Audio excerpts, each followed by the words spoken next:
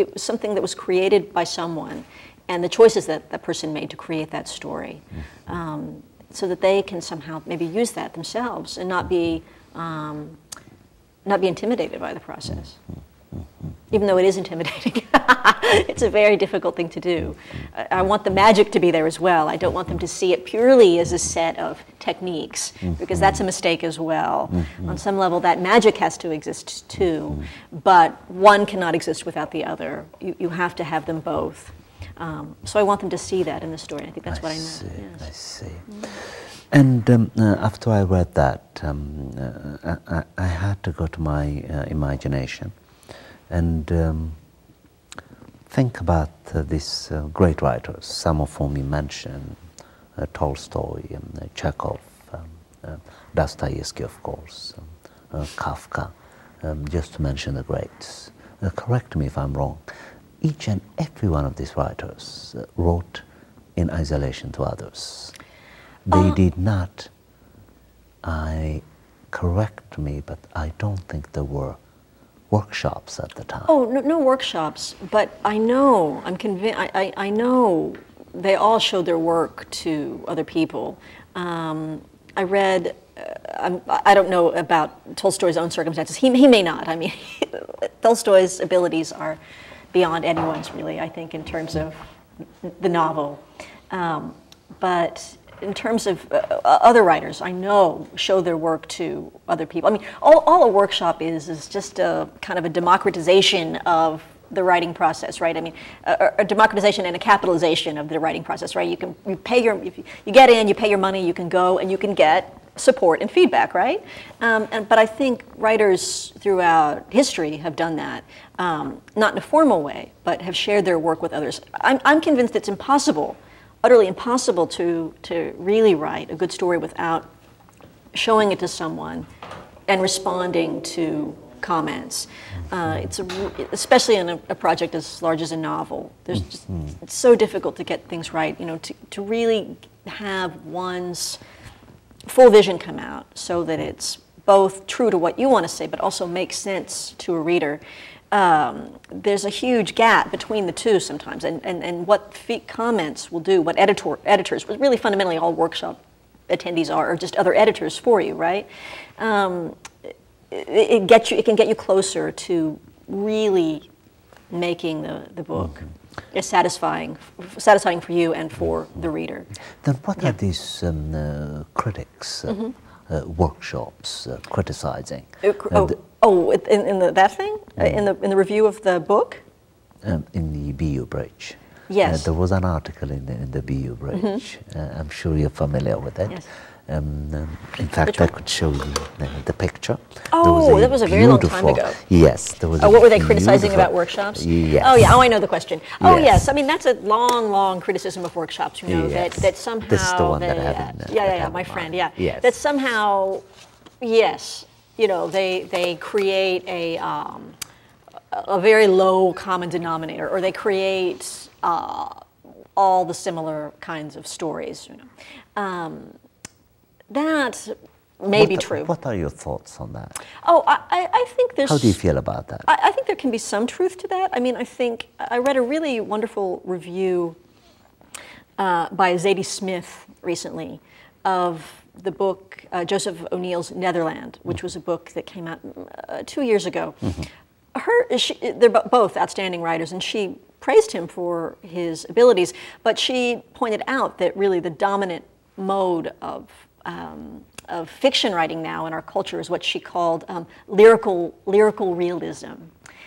So that everyone's trying to construct, you know, fundamentally a realistic story, but in a beautiful way. You know, written with beautiful writing, beautiful imagery, beautiful details. Polished. Yes, but you know, but still realistic. You know, so some of the more experimental types of writing being done now are often ignored by the market or the editors of the publishing world, because the dominant mode of writing is lyrical realism. And I think that's a valid comment, and I think that does often come out of the creative writing workshops. I think it can.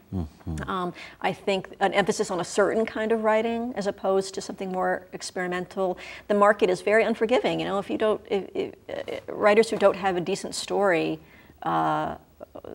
often, you know, their work just goes nowhere. You know, they can't get anybody who's trying to do something a little bit different has a very difficult time getting their work published.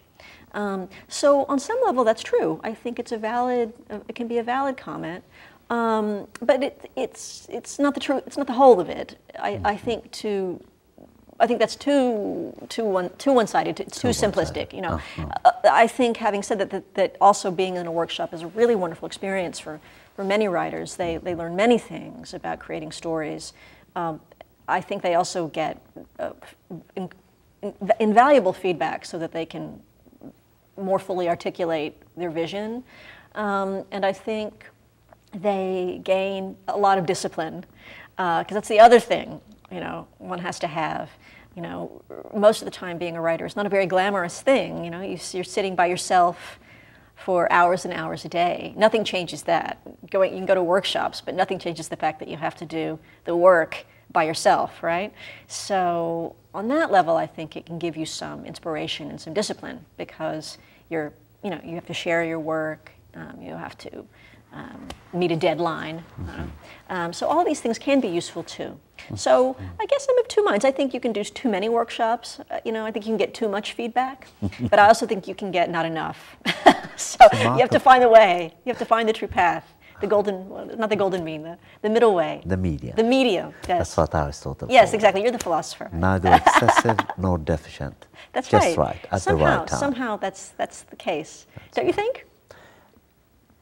I think so. Yeah. So you're not going to forgive me then if I publicly admitted to you that I have never been to a single workshop. Oh, well, no, many writers haven't. It's not. But I'm sure you've shared your. You're making me think twice now. Perhaps I should consider. I think you might find it very, very inspiring, and also you would develop a great deal of camaraderie. I mean, some of the people who I took the workshop with, I'm still great friends with. You know, to have a community of writers is very important. And again, you spend a lot of time alone writing, right? Every day. Yeah, and of course that's valuable, and one must value that time alone. One has to. It took me a long time to learn to value my time alone. My only workshop thus far has been since I came to Berkeley. Yes. I have befriended Ellen Francese. Yes. Who's taken my work to the next heights. Yes. She has edited quite a few. So you found it. So already you found it very useful, and I think you know this. I sent you something. Yes. I Yes. sent something to Pratt. Yes. These are the 3 approximations of workshops but that I have But I ever think had. also you know this too to be true because of your own students, correct? Don't you find that they often really value the editorial advice you give them very much and respond so. to it? So I think that occurs at all levels. You know, it's nearly impossible to do, I think, without some feedback. Or, I mean, not impossible. You can do it, but I just think one's work becomes better for listening to what people have to say about it. I would like my viewers to know that Julie, who's been quite humble, and her colleagues have been doing some incredible work in downtown Boston and other areas, providing potential writers with resources, feedback, classes and other matters that I would like her to talk about briefly, so that those of you who are out there, who are thinking about writing, would want to know where to go if you must, and what you must do when you have to, so forth and so on. So before the interview proceeds to the second and final important part of my first encounter of my guest tonight, I thought that I should give her an opportunity. If